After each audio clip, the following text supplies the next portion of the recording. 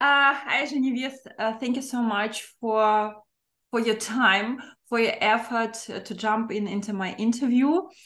We have known each other for I don't know how many years. Many, many years, Ksenia. Yes, many, many years. And for me, it's always interesting to meet people from different mentalities, from different cultural and language background, and discuss what's happening in the dating and matchmaking world. You work international. Now you will introduce yourself and tell people what exactly you are doing because you do so many things that I lost control over all your activities. Depends what day of the week it is. Oh, today I am. Yeah, where are we? What day is it today? Okay, yeah, that's this hat.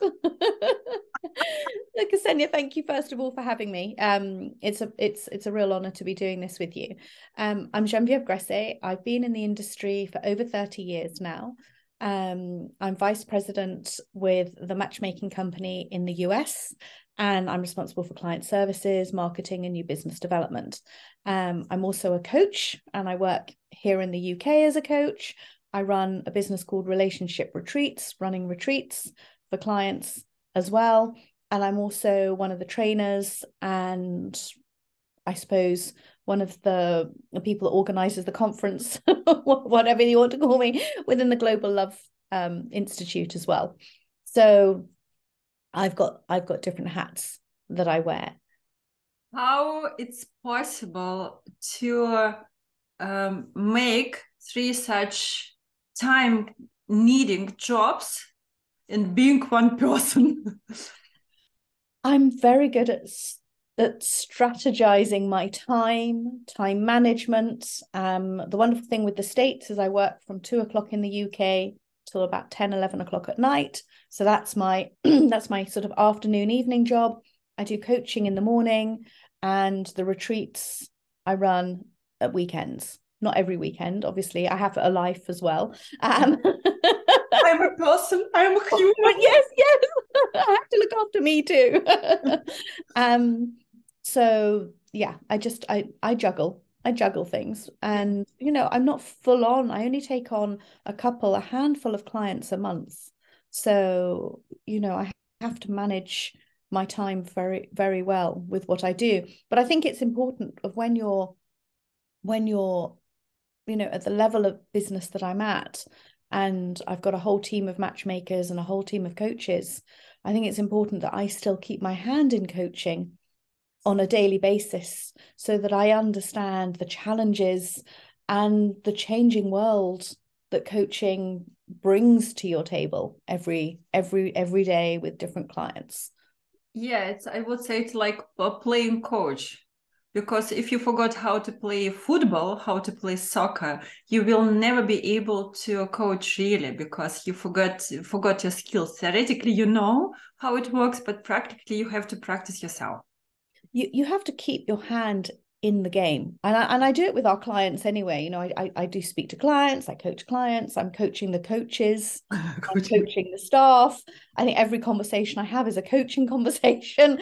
So I'm not using it, and I do a lot of radio and TV work, so it's always coming in handy. It's always being used in different ways, but there's nothing more special than actually working with a client and seeing them through their journey through to success, whether that's coaching or matchmaking or a combination of the two. So it's something I've been passionate about, and I'm not quite ready to let that go yet either. Not yet. Uh, from your point of view, what is the most um, most popular concern or most difficult trouble for your coaching clients? So so something like you go to the first session and it's repeats and repeats with different people. What is It's this? always the same. There's always the same thing. Yeah, but what is the same? It What? is expectations. It's Okay. expectations. Uh-huh. So people's expectations of what the dating journey should be like, or should have been like, or could be like, are completely out of kilter. People have been spoilt with online dating, and they seem to treat matchmaking as if it's online dating, as if it's Amazon for Yeah. people. you know, Yeah. next, the old swipey. And actually what people need to remember is they need to take a step back and they need to go back to some traditional values of seeing someone for who they are and the value they bring to the relationship and exploring that before they do the next. Because people aren't learning anything about themselves in that process of next date. And all that's doing is raising people's anxiety. We've now got clients who are very fearful, who are highly anxious because they've been burnt quite badly and emotionally through dating. And so I think there's a lot of work we need to do. A lot of clients are not ready to date when they come to us. They're just not ready, and they will just keep repeating the same patterns, finding the same faults with people. So it's very important. Our job now is to educate, support, and put an arm around our clients to make sure that they have the confidence and the tools to recognize the right person when that person's in front of them. Agree absolutely. Yesterday I had interesting conversation with somebody, and he talked about one Indian single party. So you organize single parties as well. So just imagine 700 people, 350 women, 350 men, and it should be single party. I said, it doesn't work like this. It's even worse than Tinder, because you have no time to say hello to everybody. And if you said hello to this person, maybe you will meet you in 5 minutes and you will say hello again. It doesn't work like this. It's even worse than online dating, because it doesn't matter if it's matchmaking, if it's online dating, if it's online event, single event, doesn't matter. It has to be time to speak like humans and not, swipe right, swipe left. Absolutely. And I think sometimes people get paralyzed by choice. Yes. The more choice we have, the more difficult it is to make decision. Absolutely. If I said to you, Ksenia, go to London for the day. We'll meet and we'll go shopping. You're going to buy a pair of red shoes and I'm going to buy a pair of black shoes. You will come back with a pair of red shoes. I won't come back with anything. Because there's too many choices of black shoes, way too many choices. So when we're looking, sometimes we're looking for so many. I might like 3 or 4 or 5 or 6 of them, but I'll be paralyzed through choice. And I might have to go on 4, 5, 6 shopping expeditions to get a pair of shoes. Whereas if you've got a very fixed idea in your mind, I want to go and get a pair of red shoes. I need them for a party. I need them for a wedding. They need to be this shade. You understand what you need and what you want. The minute you see it, you'll buy those shoes. Agree, but with singles, this problem. If we start talking to our clients and tell them about values and about looking into yourself, you have to understand who make you happy. Most of them, I think all of them from the beginning believe that if I meet this special one, my heart will tell me who is the right one. There's no fireworks. There's no fireworks. And do you know what? I always worry when someone comes back and says to me, oh, I'm so in love with them. They're everything I want. I think this is going to be short-lived. Because what we know as matchmakers is lust, which is what they're feeling, isn't love, and lust doesn't last. It's very unusual for lust to last. So I ask all my clients, look for friendship. Look for someone who can be your best friend. At the end of the day, when you're older and you're in a different phase in your life, when we speak to older people, they say they married their best friend. They're with their best friend, and that person will be with them through thick and thin. They're their cheerleader in their corner constantly. And you just have to look at a prime British example, the Queen and Philip. I'm sure they didn't have an easy time, but he was always a consistent companion and good friend, and they did a lot of things together. So I think there's lots to be said with looking for the friendship and developing the friendship before anything else. If it's lust-led, it's unusual for it to last. I'm not saying it can't last, but it's very, very unusual. Yes, but thinking about Philip and the Queen, it's really difficult case from the point of view this matchmaking, because she was the number one.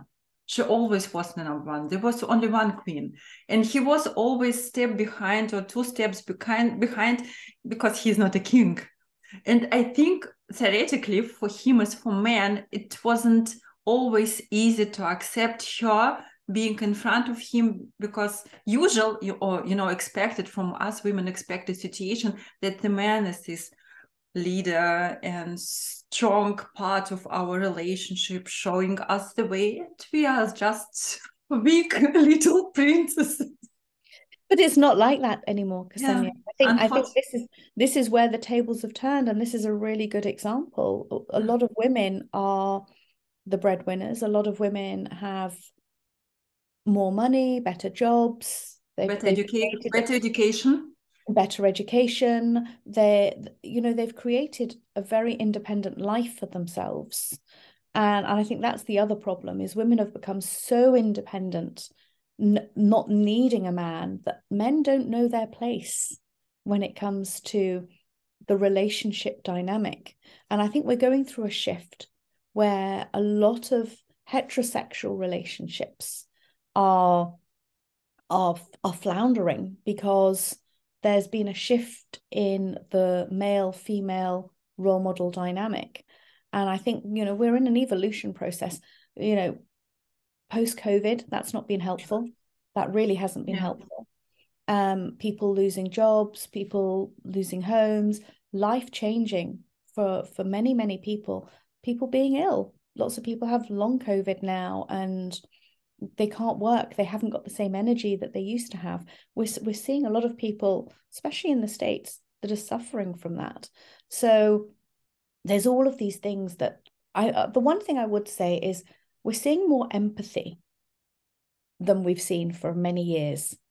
Online dating has created this next. The good thing about COVID is it reset some of the expectations with people, with being more empathetic, kinder, investing more time with people, changing their value set, where they realized, having an enforced lockdown that we had in England was a form of imprisonment, really. Yeah, absolutely. For many people. And it was an enforced imprisonment that took away our ability to have the human connection and thrive on the human connection that we needed.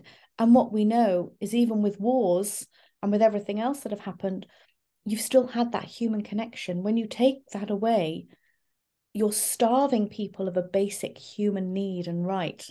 And I think that's made people look at relationships differently. Is those that have been single through COVID are now wanting a relationship because they want to be with someone. They want quality time with somebody. Yes, true. On the other hand, they want to be in a relationship because sitting 2 years in this COVID prison, people understood how important it is to have relationship to survive in difficult times.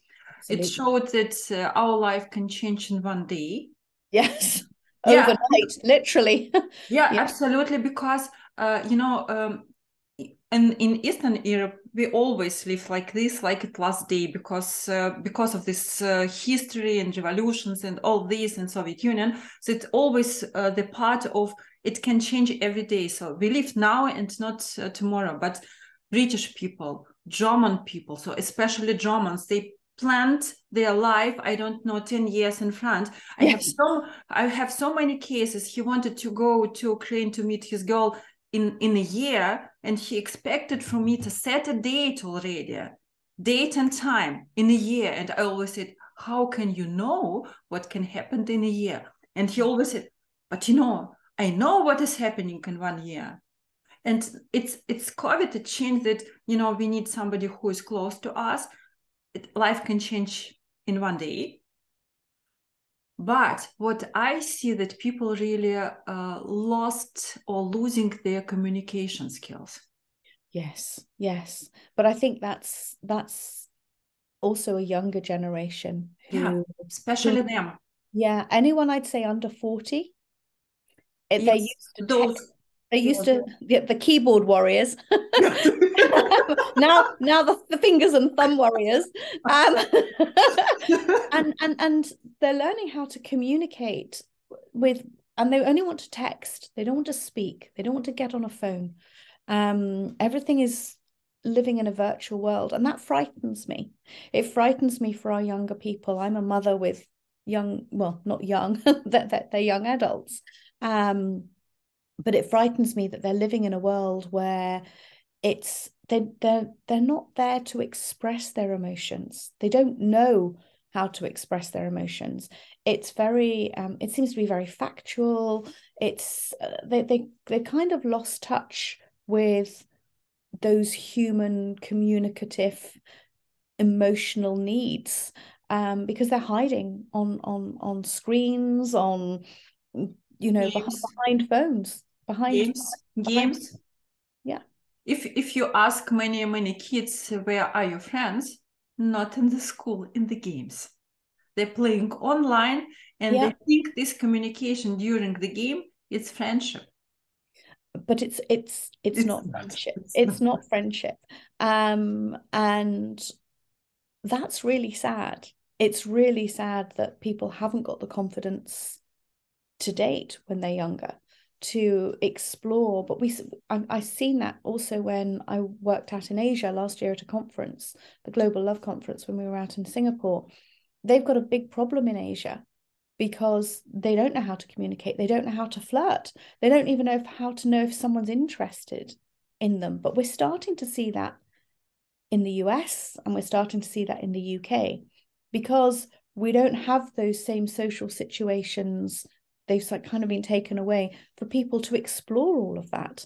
So, those that don't go to university or don't go to college and don't get thrown in, the parties and everything else, are losing that ability to flirt, to learn to communicate with somebody on a loving and romantic level.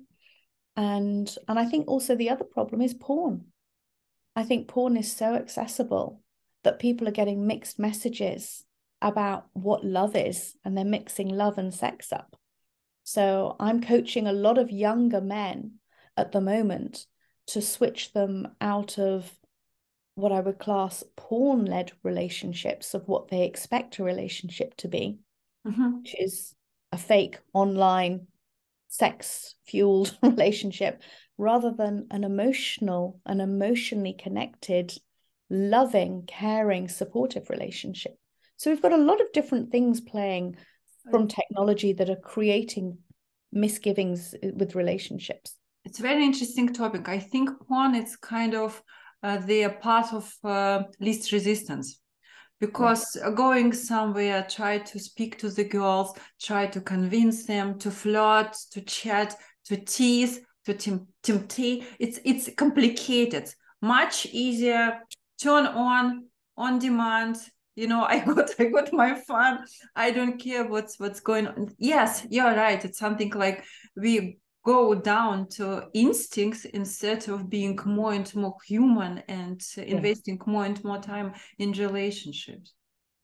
Crazy. We're living in the crazy world. Can we turn it down? Don't know how we got on that subject. Sorry to lower the tone. We always have a subject. In our job, we always have subject. What I like about my job, I can gossip 24/7, and I always can say, it's my job.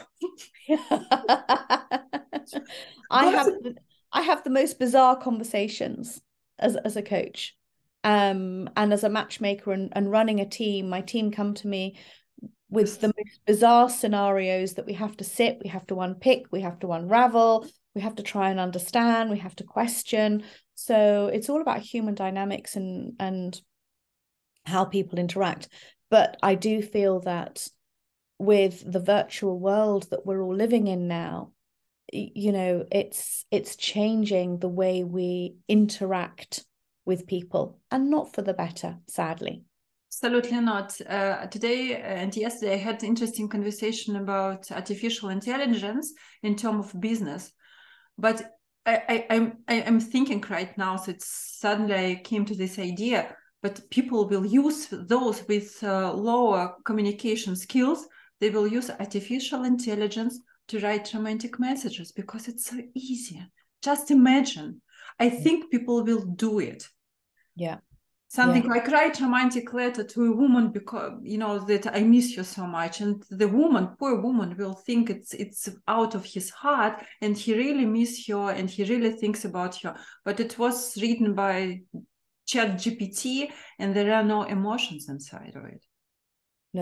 No, and I think the one thing as a mother that I'm teaching my children, and I think I urge anyone that's listening to this that has teenagers or even younger, is teach them how to express their emotions to each other.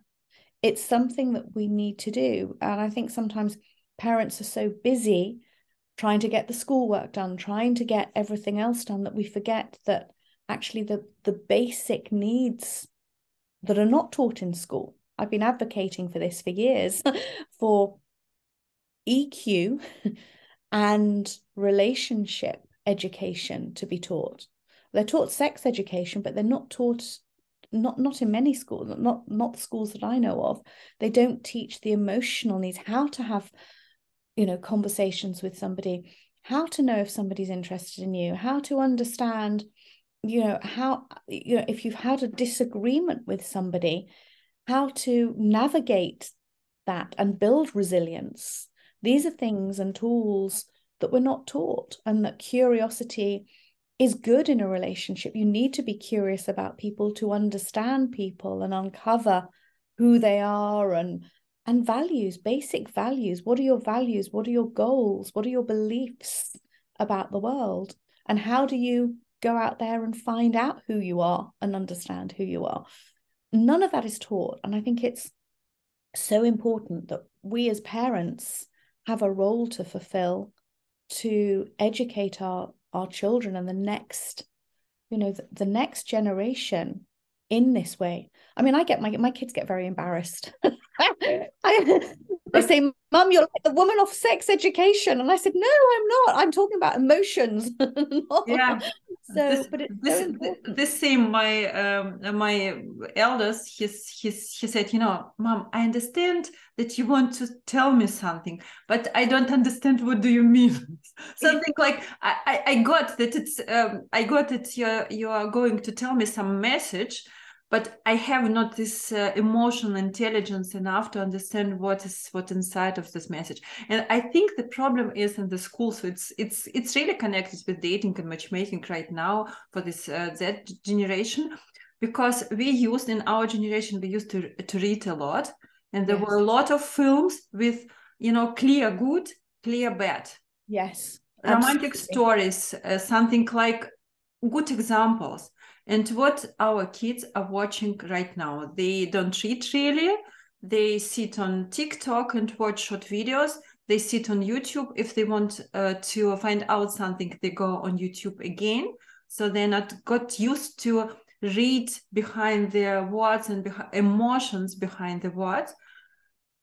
Okay, better stop, because that's another story, Cassandra. We can go on about that. It's really another story, how to help our kids grown up and having emotions and this understanding of other people, human needs.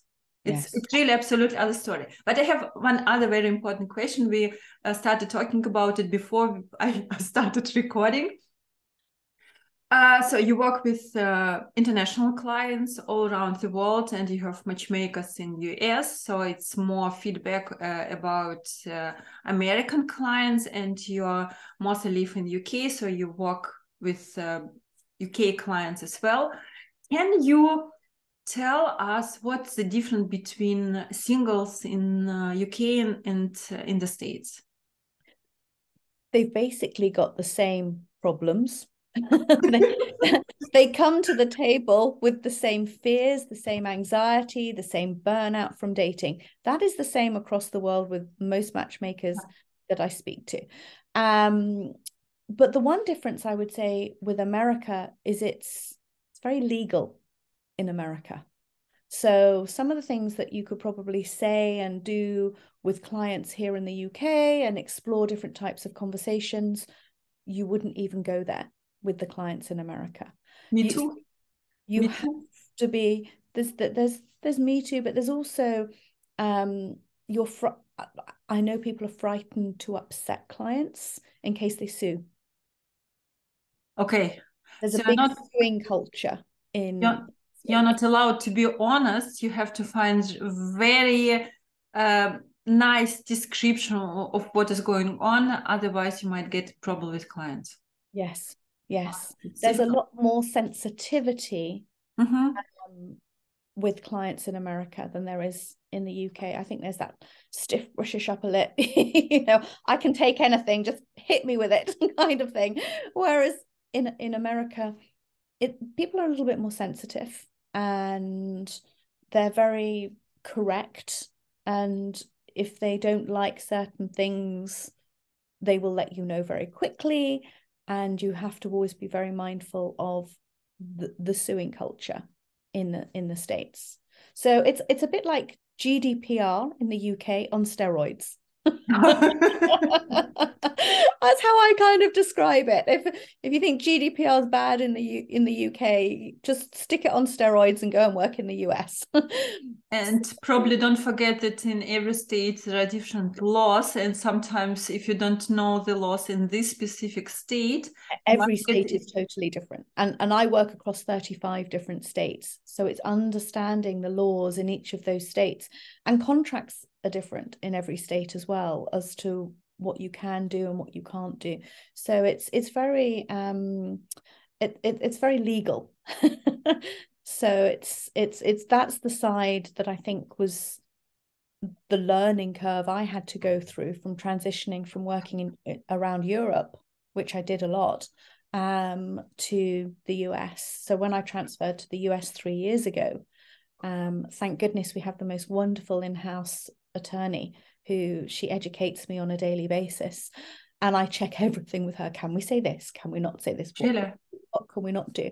So you're very mindful, which can be quite tiring at times, but you have Yes, absolutely. So it means before you go for session with the clients, or before you send the client to the date, first of all, you have, okay, this is this state, what is written contract, am I allowed to do?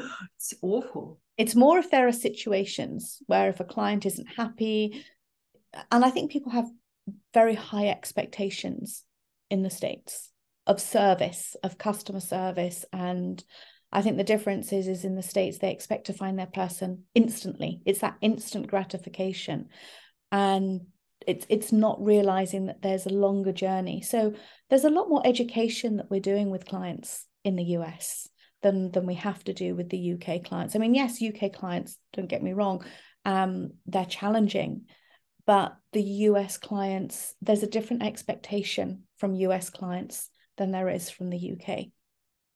Really interesting. I didn't think about it.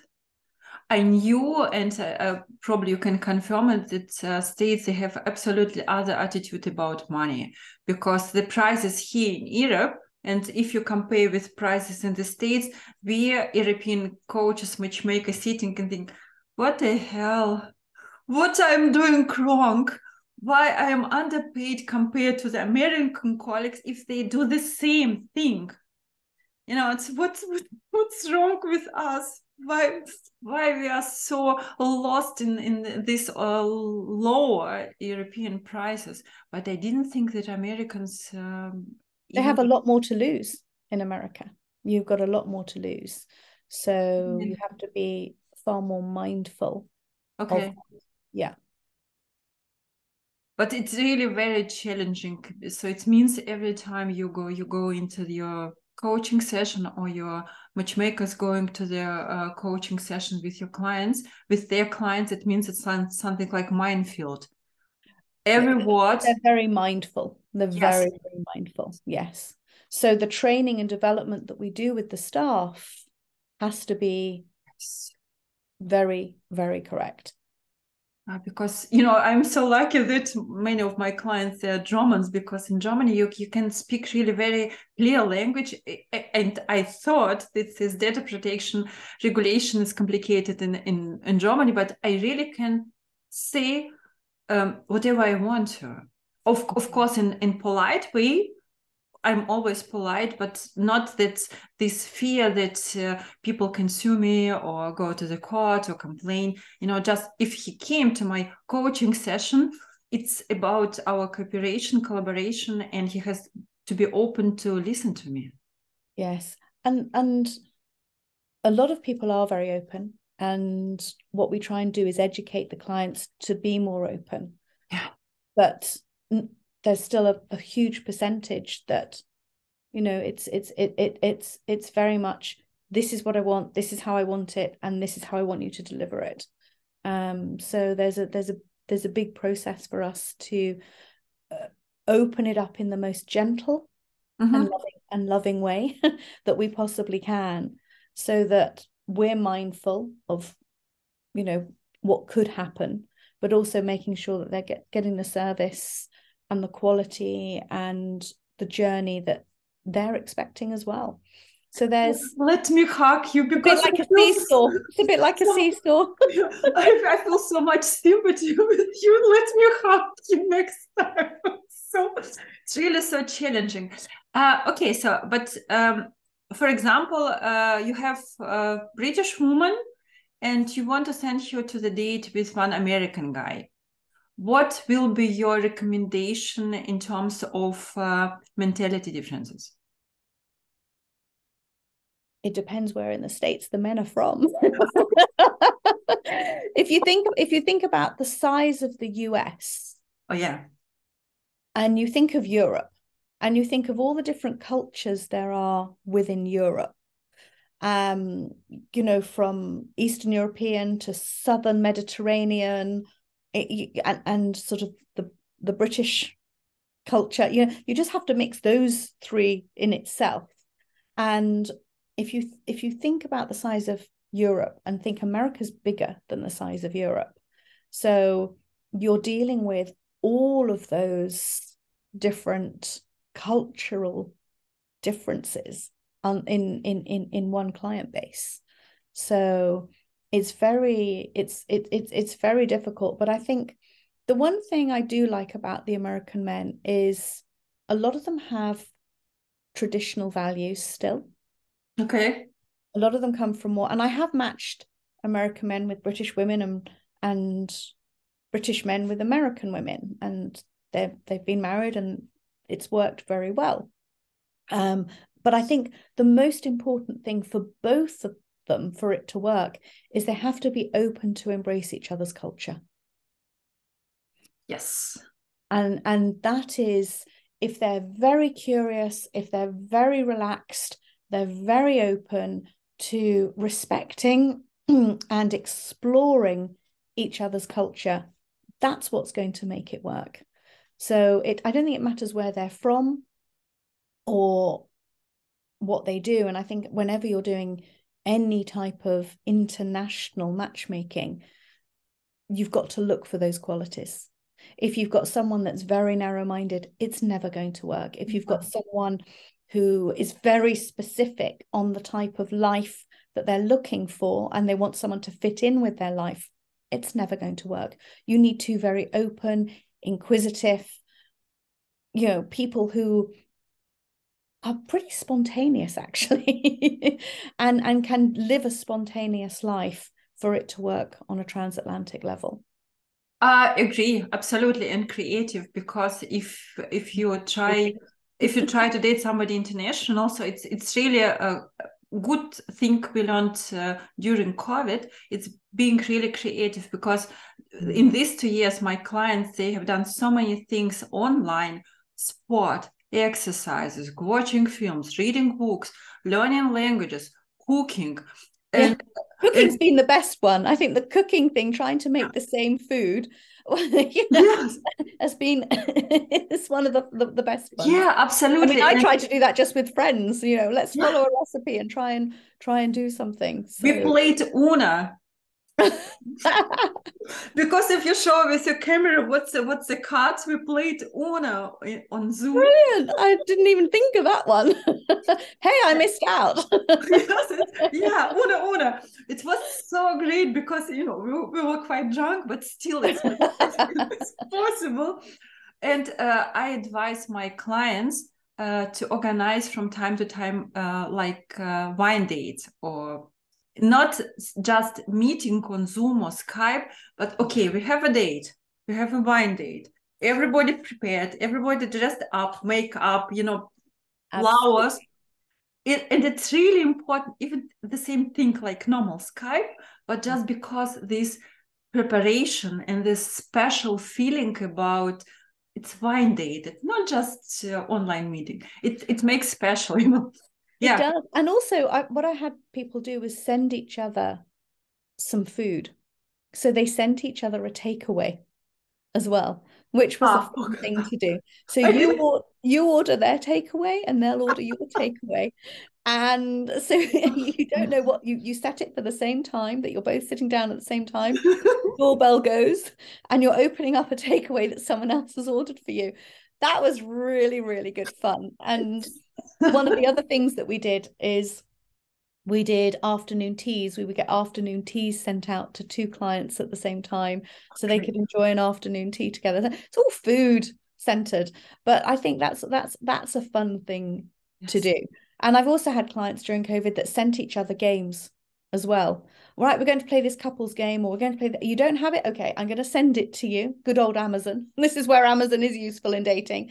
And it arrives, the next day or 2 days later, and then they can sit down and play a game together, which is good fun. So yeah, there's lots of creativity, and I think it's one of those really lovely things that you can get creative and think outside of the box when it comes to dating internationally. Not international only. It's the thing what I wanted to add, Yes. because generally, because even if you live in their, I don't know, on the 10-kilometer distance, but if he has his narrow expectation about how the family should look like, it's so unlikely to meet the woman who shares the same ideas about family, because she is from her background and she has her ideas about family. It's really generally for relationship, for successful, happy, long life, healthy relationship, it should be some gene in your mind, gene in your body, to be open for the new things you will get. You've got to be curious. Yes. And it's all about curiosity and being inquisitive and embracing what that other person is going to bring to the relationship. Because we learn and we grow when we're uncomfortable. And dating is uncomfortable at the end of the day. You're trying to learn about somebody else. You might not like everything about somebody else, and you might love things about somebody else, but it's taking the good, the bad, the ugly, the beautiful, because all of us have a history. Everybody has things, that they've had in their past, and it's not judging that person in front of you, but embracing who they are and the essence of who they are and the journey that they've been on to get to where they are today, and how you can do things together to navigate the rest of the journey together. So I think it's something that we expect people to fit into our boxes, into our worlds, and the more we do that, the more we set ourselves up to fail. We will always be single if we keep doing that. The more you're open and you embrace someone else's journey and their life, and that you want to dig deeper and understand about their life, and you respect their journey as well. You've got to respect the journey someone's come on. And at the end of the day, we've all had journeys like this. Very few of us have a very set path that it's gone from A to B to C to D, you know, in such a structured way. Yeah. And I think that's part of the beauty of dating, is actually getting to know somebody and being vulnerable enough to share your journey without being judgmental and without feeling judged or criticized, and exploring that and loving that about the person in front of you. Yeah, agree. I can sign under every word you said, really, under every sentence, because it's really so important. And I think the great thing about our profession, that we constantly aware of it, and we constantly remind our clients of importance of these little things. Yeah, clients don't come to us just to be matched with someone. Nice. They come to us to learn about themselves. They come to us to learn about human connectivity and how to ditch their past, how to ditch the patterns, how to put behind them everything that hasn't served them well, so that they can move forward with an open heart, an open mind, and embrace the journey and the people that are going to come into their life through that journey. Absolutely agree. Thank you so much. It was such amazing interview. It was really very, not refreshing, but there are so many things we can talk about, and we can teach, and we can share, and we want to share. I will post your contact information under this video, so all people who want to continue conversation with you and being your coaching clients, they can contact you directly. We see each other in London. We do, which is wonderful. It is wonderful. Thank you so much. It was such an amazing interview. I knew that you are a great coach, but now I got this impression myself. Now I understand why your coaching clients love you so much. Thank you, Ksenia. Thank you. Thank you. Thank you. Bye. Bye.